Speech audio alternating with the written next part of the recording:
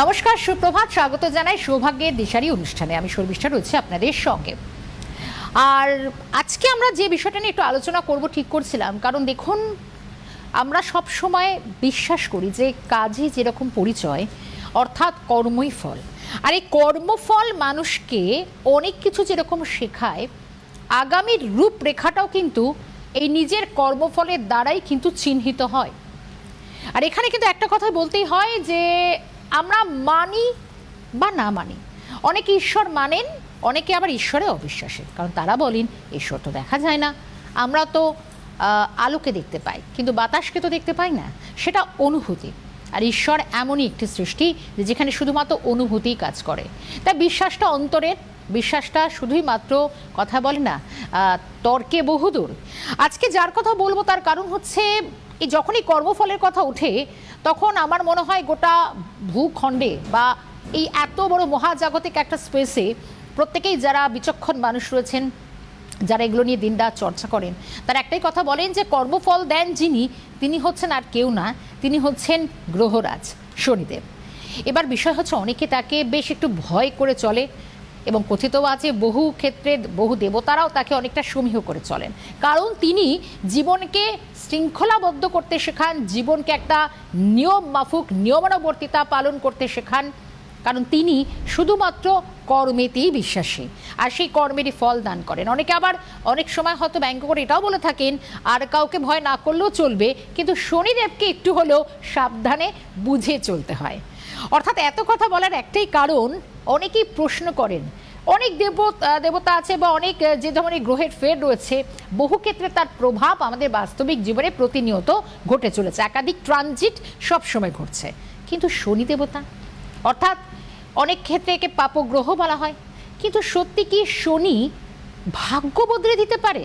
কি মনে করেন? আর অবশ্য আজকের এই অনুষ্ঠানে যেটা আমাদের সঙ্গে রয়েছেন, মানে আমিও এই বিষয়ে খুব একটা জানি না, জানার ইচ্ছেটা প্রবল রয়েছে। আর আজকে যখন এই বিষয়টা চুজ করা হয়েছে তখন অনেক কিছু আপনাদের জন্য থাকছে। দেবদা রয়েছেন আমাদের সঙ্গে, দেবাচার্যদা রয়েছেন। দেবদা, স্বাগত জানাচ্ছি আজকের এই সৌভাগ্যের দিশারি অনুষ্ঠানে। আমার মনে হয় এই যে শনি কি সত্যি মানে ভাগ্য বদলে দিতে পারে, মানে জীবন বদলে দিতে পারে, এটা নিয়ে বলতে গেলে প্রথমেই কি কথা মাথায় আসে? কারণ শুরুতেই বলছিলাম যে যখনই বলি না, মানে আমরা তো শনি নামটা অনেক সময় সাধারণ উচ্চারণ করতে পারেন না, সেটার পিছনেও একটা সে ভয়ই থাকে। মানে এ বিষয়ে এটা একটু ডিটেল আগে জানবো। একদম, সবাইকে নমস্কার। স্পেশালি বলি যে শনি ভাগ্য বদলে দিতে পারে না, মানে জিরো থেকে হিরো করা বা হিরো থেকে জিরো করা, এই দুটোর যে রূপকার সে হচ্ছেন শনি দেবতা, নাম্বার ওয়ান। নাম্বার টু, আমরা ভাবি যে শনি দেবতা কিছু ভুল হলেই প্রাণহানি করাতে পারেন। শাস্ত্রে কোথাও লেখা নেই শনি কারোর প্রাণ নেন বা শনি দেবতা কারোর প্রাণ নেন। সবথেকে বড় কথা হচ্ছে একটা উচ্ছৃঙ্খল লাইফকে শৃঙ্খলাবদ্ধ করতে গেলে পরে যে যে উচিত শিক্ষা দেওয়া প্রয়োজন, যেটা হয়তো বাবা মা দিতে পারে না, সেটা আপনাকে সমাজের কাছ থেকে, নিজের ভাইয়ের বোনের কাছ থেকে, আত্মীয় স্বজনের কাছ থেকে আপনার লাইফে দাঁড় করিয়ে দেয় এনে, যেটা আপনি কোনোদিন আশাই করতে পারেন। নিজের ভাই নিজের শত্রু হয়ে যাবে আশা করেননি কোনোদিনও, খুব ভালোবেসেছিলেন, তো দেখা গেল কোনো না কোনো কারণে হয়ে গেল। আপনি আর হয়তো মামা বাড়ির সাথে খুব ভালো রিলেশন, সেই মামা বাড়ির সাথে রিলেশনটা নষ্ট হয়ে গেল, কোনোদিন স্বপ্নেও ভাবতে পারেননি। বা ছোটোবেলা থেকে কাকা জ্যাঠা পিসিদের সাথে খুব ভালো রিলেশন, যখন বড় হতে থাকলেন সম্পত্তির ভাগের একটা ব্যাপার চলে আসলো, তখন মনে হলো আপনি সেই পথের কাঁটা আপনাকে সরিয়ে দিলে বা আপনি না থাকলে লাইফে ভালো হতো। তখন ফিল করতে পারলেন যে এরা হয়তো একটা পার্ট ছিল লাইফের ওই টাইম অবধি, তারপরে আস্তে আস্তে সেই জায়গাটা থেকে কোথাও না কোথাও সরে গেছে। তো নিজের লোকজনকে কী করে চেনাতে হয়, বা আমরা দেখবেন যে ছেলে মেয়েদের লাইফে কখনো অধিক বন্ধু এসে গেলে না, তার মধ্যে যদি একটা বন্ধু থাকে যে হয়তো ভালো ভালো জিনিসগুলোই ছেলে মেয়েকে শেখানোর চেষ্টা করছে, মানে আরেকটা বন্ধুকে শেখানোর চেষ্টা করছে, কিন্তু বাবা মা ভাবছেন যে সময়ের আগে কেন, তখন বলে তোর লাইফে কিন্তু ওই ছেলেটা শনি। তো আলটিমেটলি ব্যাপারটা হচ্ছে শনি যদি ভালো হিসেবে এসে থাকে তাহলে অ্যাকসেপ্ট করতে দোষ কোথায়, আর শনি যদি ডিস্টার্ব অবস্থায় থাকে তাহলে ঠিক আছে, বন্ধুটাকে বুঝিয়ে সরিয়ে দেওয়াটা আমার মনে হয় বুদ্ধিমানেরই কাজ হবে। যাই হোক, ছোটোবেলার এরকম বন্ধুত্বগুলো আমার মনে হয় যে লাইফটাকে হুট করে সরতে চায় না, এটা একটা পার্ট। দ্বিতীয় জায়গাটা যেটা নিয়ে আমার মনে হয় খুব আমরা আনন্দের সাথে আলোচনা করি, যে আমরা মনের মতো যখন কোনো একটা কাজ চাই বা আমাদের কর্ম অধিপতি যিনি, তিনি যখন আমাদের সেই কাজটা দিয়ে দেন, তখন আমরা খুব হ্যাপি থাকি যে আমি যা চেয়েছি তাই পেয়েছি। আলটিমেটলি না আপনাকে নিজের যোগ্যতায় পেয়েছি, হ্যাঁ, এটা এটা না, একটা এটা ভ্রম, ও। এটা পরে আসছি। হ্যাঁ। এবারে যখন পাচ্ছি তখন আমাদের কর্মের অধিপতিকে অবশ্যই ধন্যবাদ জানাতে হয় যে তিনি আমাদের লাইফে ভালো একখানা জায়গা দিয়েছেন, নাম্বার 1। নাম্বার 2 হচ্ছে এই কর্মের অধিপতি কেন আমাকে ভালো জায়গাটা দিলেন, এই বিচারটা করতে গেলে পূর্বজন্মে আমি হয়তো অনেক ভালো কাজ করেছিলাম যেটা সম্পূর্ণ ফল আমি পাইনি, অর্ধেক পেয়েছিলাম বা জাস্ট পাওয়া শুরু করেছি, সেই সময় আমাকে চলে যেতে হয়েছিল। তো আমাকে ভগবান আবার পৃথিবীতে পাঠিয়েছেন সেই সুখটা পাওয়ার জন্য। এখানে একটা ছোট্ট গল্প বলি। যখন অভিমন্যুকে চক্রব্যূহে বধ করা হয় তখন কারা মেরেছিল? নিজের লোকেরাই ঠিক। মেরেছিল না? তো এর থেকে তো সত্য পৃথিবীর কিছু নেই।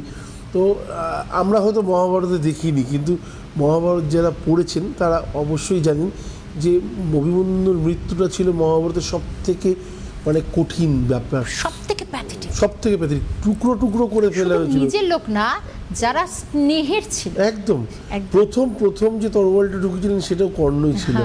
তো যিনি নাকি পাপ পুণ্যের সঠিক বিচার বুঝতেন।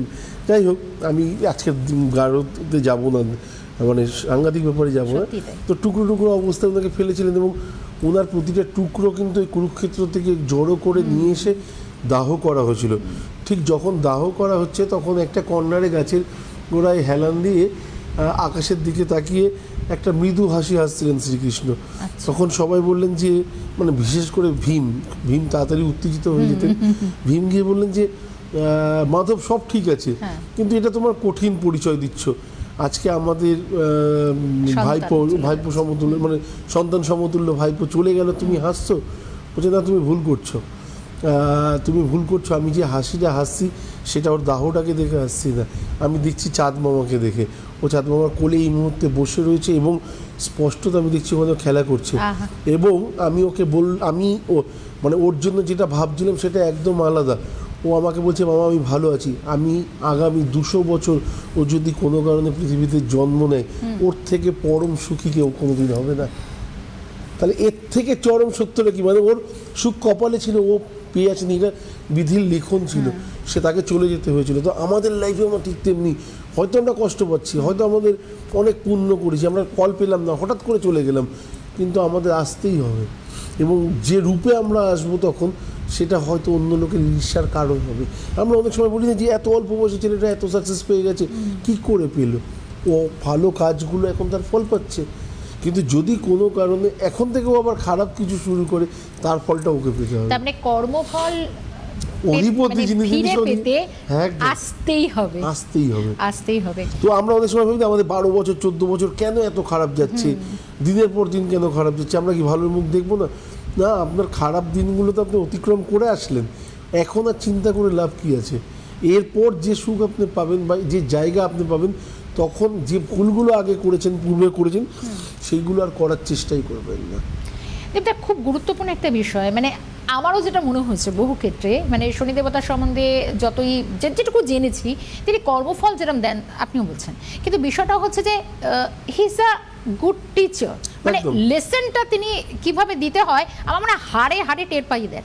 সাড়ে সাথীতে আমরা কিছু কিছু মানুষকে দেখি যে 0 থেকে হিরো হচ্ছে, হয়তো সংখ্যায় কম, কিন্তু 0 থেকে 0 হতে আমরা প্রচুর দেখি। কারণ হচ্ছে যখন আমরা হিরো হয়ে যাই না, তখন ওই যে আমি আগের দিনকে বলছিলাম, নাগরদোলার উপরে বসে থাকলে একদম নিচের লোকগুলোকে ছোট্ট ছোট্ট ছোট্ট লাগে। তো আমাদের কাছে ছোট লাগে, কিন্তু বাকি যারা একদম অনেকে বলবো উন্নতি শিখরে বসে রয়েছে বা সাংঘাতিক সাকসেস পেয়ে গেছে, তাদের কাছে পোকামাকড়ের মতো লাগে আমাদেরকে দেখতে। তো তখন যে বিহেভিয়ারটা তাদের কাছ থেকে আসে না, একটা কাজের জন্য 10 বার যাওয়া, একটা জিনিসের জন্য বারবার তাকে অনুরোধ করা, এগুলো সে পাপগুলোকে সঞ্চয় করার জন্য আপনাকে ডিলে করাচ্ছে। আমরা ভাবি যে কেন করাচ্ছে, কিসের জন্য করাচ্ছে, হয়তো অর্থের জন্য করাচ্ছে, না একদমই না, তা নয়। মেন ব্যাপার তার প্রবলেম হচ্ছে তার পাপটা জমাতে হবে না, সে সেই কারণে জমাচ্ছে।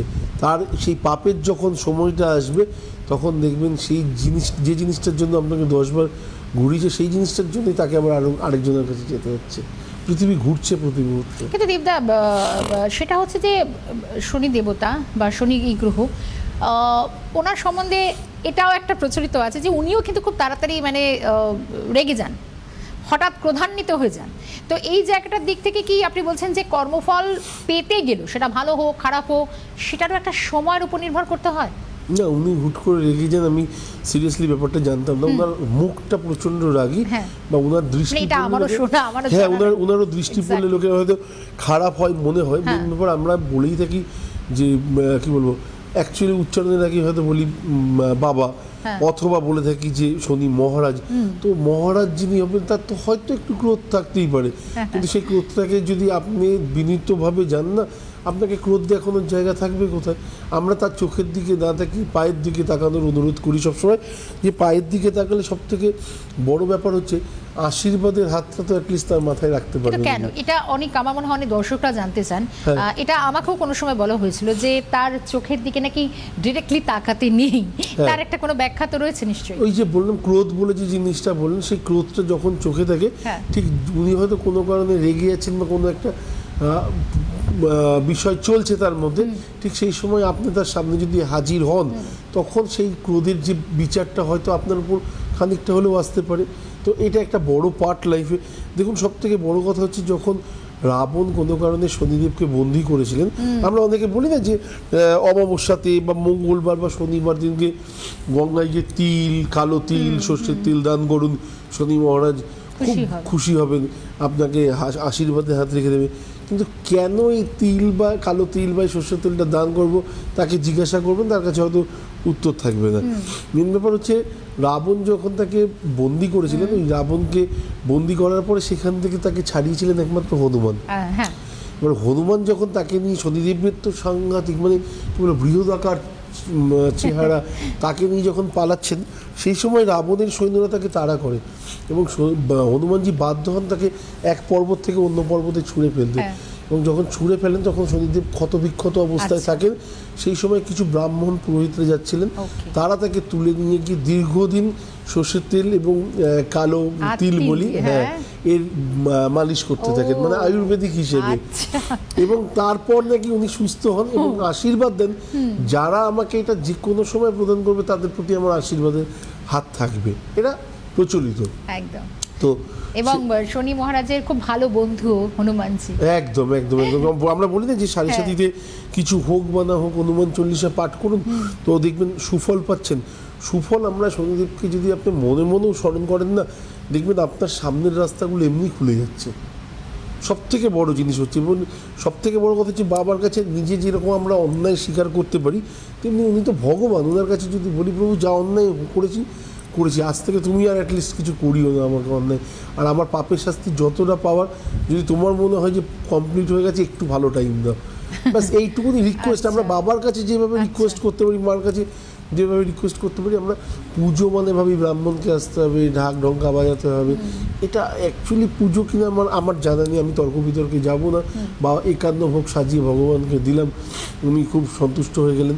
এটা তো একটা পার্ট, যে আমি যদি যাকে ভগবান বলে মানছি তাকে আমার নৈবেদ্য দিতেই হবে, সেক্ষেত্রে তো কোনো সন্দেহ নেই। কিন্তু আলটিমেটলি পুজোটা হচ্ছে যে আমি একটা আসনে বসলে আমার সামনে একটা আসন থাকবে, প্রভু আমি তোমাকে এখন ডাকতে চাই, আমি এখন তোমাকে স্মরণ করতে চাই, তোমার ভজন করতে চাই, তুমি আমার সামনে এসে বসো। তো একদিন বাদ যাবে, দুদিন বাদ যাবে, তৃতীয় দিন প্রভু আসতে বাধ্য। এটা হচ্ছে মানে সমাজ সংসারের রীতিনীতি। আপনি দেখবেন একটা সময় হয়তো আপনি যে আসনটা তার জন্য রেখেছেন, তার মধ্যে তার পদপিষ্ট রয়েছে, মানে পায়ের ছাপ রয়েছে অ্যাটলিস্ট। তো এইগুলো হচ্ছে বাস্তব। তো মনের থেকে যদি আপনি ডাকেন, যে কোনো প্রবলেমই লাইফে আসুক না কেন, যে কোনো সমস্যাই আসুক না কেন, বেরোতে আপনার বেশিক্ষণ টাইম লাগবে না। এটা মানে খুব সত্যি একটা ফিলিংয়ের ব্যাপার। এবং তা নয় দেবদা, অনেকে এই যে জায়গাটা যে স্মরণ করা, ঈশ্বরের স্মরণটা যেরকম আছে, হয়তো অনেকের যার যার ইষ্ট দেবতা রয়েছে, কেউ কারণ হয়তো শিব রয়েছেন, মা কালী রয়েছেন, কারো বা শ্রীকৃষ্ণ রয়েছেন, অনেকে অনেকের মতন করে স্মরণ করে। কিন্তু শনি দেবতাকে বা এই যে একটা মানুষের ভয় মনের মধ্যে একটা থেকে গেছে, এবং এটা আদি অনন্তকাল ধরে দীর্ঘ বছর ধরে মানুষের মধ্যে রয়েছেন, যে শনি মানেই হচ্ছে একটা পাপগ্রহ, তিনি কর্মের ফল দেন, তিনি তেতেপুরে আর কি আগে কোপ, তার কোপের থেকে বাঁচতে গেলে সবাই আগে চাইবে যে যাতে না হয়। কিন্তু এই যে ঢাইয়ার শুরু বা তারপর আসে সাড়ে সাতির হয়তো একটা প্রকোপ, তো এই দুটো পিরিয়ড কাল যখনই কেউ জানতে পারে যে আমার অমুক সময় থেকে, প্রত্যেকের লাইফে একটা পিরিয়ড আসে এই সময়টা, ব্যাস হয়ে গেল। মানে মানুষের কাছে এই ধারণাটা কি, যে আমরা আজকে আলোচনা করছি শনি ভাগ্য বদলে দিতে পারে, কিন্তু এই ঢাইয়া পিরিয়ড, সাড়ে সাথে পিরিয়ডটা, এটা তো আমরা সবসময় নেগেটিভ অর্থেই বহন করি। না, মেন ব্যাপার আমি কেন, আমার সাথে যারা যারা প্রোগ্রাম দিচ্ছেন তারাও আজ থেকে 20 বছর আগে ধাইয়া নামক ওয়ার্ডটি জ্যোতিষশাস্ত্রে শুনেছিলেন কিনা সন্দেহ। পাপ নক্ষত্রের উপর দিয়ে যখন কোনো কারণে শনি গ্রহের অবস্থান হয় বা পার করে, সেই সময়টাকে আমরা বলে থাকি মানে খারাপ টাইম, প্রত্যরই বলতে পারি। তো সেই সময়টা যখন কোনো কারণে আমাদের লাইফে একটা টাইম থাকে, 2.5 বছর ধরে নিচ্ছি খারাপ যাচ্ছে, মানে শনির সাড়ে সাথে যেরকম আড়াই করে থাকে 7.5 বছর, তেমনি হয়তো 2 বছর 2.5 বছর টাইম আমার লাইফে খারাপ যেতে পারে। কিন্তু এর মানে এই ওয়ার্ডটাকে যে ধাইয়া বলে, এটা আমি রিসেন্টলি লাস্ট 2-4 বছর ধরে বেশি করে শুনছি। এবং আজ অবধি কারোর জন্মছকে আমি কখনো ধাইয়া কথাটাই লিখেছি বলে আমার আজ অবধি মনে পড়ে না। কারণ যেটা সম্পর্কে আমার জ্ঞান নেই, যেটা সম্পর্কে আমার ধারণা নেই, সেটা নিয়ে আলোচনা করাটা বৃথা। এটা গেল একটা পার্ট। দ্বিতীয় কথা হচ্ছে, ভালো খারাপ দুটো মিশিয়েই থাকবে, এটা তো খুব কমন ব্যাপার। কিন্তু ভালো যখন হওয়ার থাকে না, তখন দেখবেন আপনি হাজার চেষ্টা করলেও আটকাতে পারবেন না। খারাপ যখন হওয়ার থাকে, সেগুলোর প্রতিরোধ আপনি চাইলে কোথাও না কোথাও একটু হলেও পরেও আটকানোর চেষ্টা করলে বা সদ ইচ্ছা থাকলে সেই জায়গাটা কিন্তু পেতে পারেন। প্রথম কথা হচ্ছে যে, আমরা জানি আমাদের শনি পাপ গ্রহ, আমার সাড়ে সাথীতে কোথাও না কোথাও আমি একটু ডিস্টার্ব পাবো। আমার আগে থেকে কিছু রেমিডি আছে। আমি এটা বলবো না যে সাড়ে সাথীকে খণ্ডন করুন, এই করুন, এইসব কথাগুলো কোনো যৌক্তিকতা কতটা আছে, খানিকটা হয়তো উপশম হতে পারে, কিন্তু আমি বলবো না যে কিচ্ছু হয় না, এটা বলবো না। কিন্তু এটা একটা পার্ট। তো আপনি আগে থেকে যদি সেই অনুযায়ী চলতে থাকেন, সেক্ষেত্রে কার পুজো করাটা বেটার। এইমাত্র আমরা হনুমানজির কথা বললাম। তো এরকম বিভিন্ন স্টেপ আছে, যেই জায়গাগুলো থেকে আপনার মনে হয় হতে পারে যে আগামী সাড়ে সাথীটা আমার পক্ষে খারাপ যেতে পারে, আগেরটাও খারাপ গেছিলো। সবথেকে বড় কথা হচ্ছে, লাইফে প্রথম সাড়ে সাথী খারাপ গেলে দ্বিতীয় সাড়ে সাথীটাও খুব বেশি খারাপ বা খুব খারাপ যাবে, এর কোনো মানে এমনটা কখনো নয়। সেই সময় হয়তো আপনি কর্মের জায়গায়, প্রথমটা হয়তো স্টুডেন্ট লাইফে ছিল, আপনার রেজাল্ট খুব খারাপ হয়েছে, মাধ্যমিকের রেজাল্ট খারাপ হয়েছে, 8-এর ক্লাস খারাপ হয়েছে, 12-এর রেজাল্ট ভালো হয়েছে, তারপরে কর্মজীবনে পড়লেন, তারপরে সাড়ে সাথী আসলো, আপনি ভাবলেন যে আমার তো আবার মোটামুটি সেই রকমই খারাপ কিছু আমি যেরকম রেজাল্টগুলো পেয়েছিলাম। একদম না, এরকম কখনোই হতে পারে না। প্রথমে বাজিমাত হয়ে যেতে পারে। হ্যাঁ, তো প্রথমটা হয়তো খারাপ গেছে বলে খারাপটা বের করে দিয়েছে, দ্বিতীয়টাতে হয়তো আপনাকে খানিকটা কিছু দিনের জন্য জবলেস রাখতে পারে, কিন্তু তারপরে আপনাকে এত পরিশ্রম করার সুযোগ দেবে যে আপনি হয়তো হাঁপিয়ে যাবেন। কিন্তু পার্টগুলো একদম আলাদা। মানে আবার বৃদ্ধ বয়সে যদি কোনো কারণে সাড়ে সাথী আসে, তখন যে আবার আরও খারাপ কিছু হতে পারে তারও কোনো মানে নেই। বৃদ্ধ বয়সে আসলে পীড়া, এমনি আমাদের বয়সকালে পীড়া আসে, নাম্বার 1। হ্যাঁ, নাম্বার 2 হচ্ছে, যদি সাবধান না থাকেন তাহলে পড়ে গিয়ে হাত পা কোমর এই জায়গাগুলোতে চোট লাগার একটা জায়গা থাকতে পারে। তো সাবধানতাটা শনির সাড়ে সাথীতে ছোটোবেলাতেও যতটা থাকে, একদম শেষ বয়সে সাড়ে সাথী আসলে ততটাই থাকবে। কথা তো খুব সত্যি কথা, যে দেবদা এটা আমরা মানি, যে কথা বলে না টিট ফর ট্যাট, মানে আমার মনে হয় খুব সহজভাবে গ্রহরাজ সম্বন্ধে বলতে গেলে এটা উনি শিখিয়ে দেন যে যেমন কর্ম তেমন ফল, মানে তুমি যেমন করবে তেমন তার ফল পাবে। আর এটা আর কেউ বোঝাক না বোঝাক, মানে এটা শনি দেবতা ভালো মতো বুঝে যায়। কিন্তু তারপরও রাশি চক্রের সব থেকে ভয়ঙ্কর গ্রহ কেন বলা হয়? এই যে মানে এটা অপবাদ, এটা অপবাদ, এটা মিথ্যা কিছু প্রতিশ্রুতি বা কিছু শ্রুতি কথা মানে রটানো হয়েছে, বা এতটা ভয়ের কারণ দেখানো হয়েছে, যে কারণে মানুষ সাড়ে সাথী আসলে আতঙ্কগ্রস্ত হয়ে যায়। আমাকে বলুন না, রবি এমন একটা প্ল্যানেট, লাইফে নাম দেয়, জজ দেয়, প্রচুর কিছু দেয়। আমাদের পাড়াতে ধরুন এমন একটা ছেলে থাকলো যার নাম আছে, যশ আছে, সমস্ত কিছু আছে, কিন্তু পকেটে 1 টাকা নেই। আচ্ছা, তাহলে সেই লোকটাকে দিয়ে আপনার কোন কাজে লাগবে? আপনার পাড়ার ইলেকট্রিকের বিল দেওয়ার জন্য, মাসিমা পিসিমাদের জন্য সে করে দিচ্ছে, তার জন্য সে খুব ভালো ছেলে। রাত্রিবেলায় যখন হসপিটালে যাওয়ার ব্যাপার আসছে তখন সে খুব ভালো ছেলে, কিন্তু তার সংসার চলছে কিনা, সাইনি করতে পারিনি এখনো পর্যন্ত, তার পকেটে অর্থের জায়গাটাই নেই। তাহলে আমার সেই রকম নাম যশ দিয়ে হবেটা কি? একদম। তো আমার পরিচিতি যদি বেড়ে গেল, কিন্তু আমার আলটিমেটলি ভারে মা ভবানী, আমি সংসার চালাতে পারলাম না। আমাকে রাজনৈতিক জায়গাতে প্রতিটা লোক জানে অমুক ব্যক্তিত্ব প্রচুর করেছে, করোনার সময়ও করেছে, এখনও করছে, আগামী দিনও করবে। প্রতিটা জায়গায় উচ্চ মহল অবধি, প্রধানমন্ত্রী অবধি নাম জানে, কিন্তু আলটিমেটলি তার সংসার চলছে না। তাহলে সেই ব্যক্তিটার লাইফে লাভ কী আছে? আমার মনে হয় এরকম নামের গুরুত্ব শুধুমাত্র খানিকটা আনন্দ প্রদান করতে পারে, বাকিটা ফ্যামিলি মেম্বারদের কাছে সাংঘাতিক দুঃখী। এখানেও সেই ঘুরে ফিরে একটাই কথা হলো যে কর্ম, মানে কর্ম আমি কি করলাম যে আমার আলটিমেটলি আপনি যে যাদের উপকার করলেন তাতে আপনি হয়তো পুণ্যের সঞ্চার করলেন, যে পুণ্যটা হয়তো আগামী দিনে আপনার ফ্যামিলির ক্ষেত্রে কাজে লাগবে। আপনার ক্ষেত্রে কতটা লাগবে, একটা সময় হীনমন্যতা, ডিপ্রেশন, ফার্স্ট্রেশন এগুলো আপনাকে কুড়ে কুড়ে শেষ করে দেবে, যে আমি যে লোকগুলোর জন্য এত করেছি তারা জীবনে আমার জন্য কি করেছে। না তাহলে দেবদা একটা কথা বলতে চাই, তাহলে যে এই যে বিষয়টা আমরা বলি যে মানে শনির প্রভাব তাহলে ভয় নাকি আশীর্বাদ, মানে সাধারণ মানুষ আমরা তো এটাই জানতে চাইবো। শনি অ্যাকচুয়ালি আমাদের লাইফে আশীর্বাদ। আমরা সাধারণ মানুষ, আমরা খুব সাধারণভাবে দেখি বলে যে আমাদের বকে সে আমাদের কাছে সারা জীবন খারাপ, যে আমাদের ভুলগুলো ধরিয়ে দেয়। আমরা আমাদের প্রশংসা শুনতে খুব ভালোবাসি, টিভিতে আমি এর জন্য ফোন মাঝে মধ্যে নিতে চাই না, কারণ হচ্ছে খুব বেশি প্রশংসা চলে আসে, তো তখন উল্টো দিকের মানুষগুলো ভাবে নিশ্চয়ই ফোনটা কেউ না কেউ পরিচিত লোক করেছে, তো দরকার নেই, তার থেকে ভালো না নেওয়াটা।